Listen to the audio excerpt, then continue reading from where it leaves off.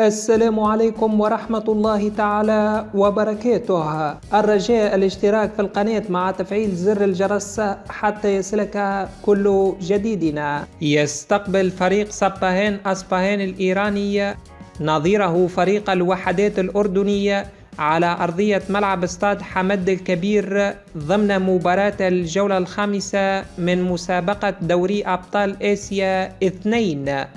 وستقام المباراة المرتقبة بين الفريقين يوم الثلاثاء المقبل الموافق ل26 من شهر 11 2024 في تمام الساعة 7 مساء بتوقيت الأردن والعراق والسعودية واليمن وسوريا، 8 مساء بتوقيت الإمارات وعمان. أحداث اللقاء ستذاع عبر القنوات التالية: قناة بي إن سبورت آسيا الأولى، قناة الكاس 9، قناة أبو ظبي الرياضية آسيا الأولى، قناة الرابعة العراقية الأولى، بالإضافة إلى قناة SSC الرياضية السعودية الأولى.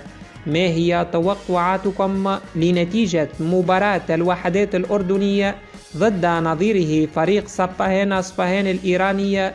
نرجو أن تتركوا ذلك في التعليقات أسفل الفيديو.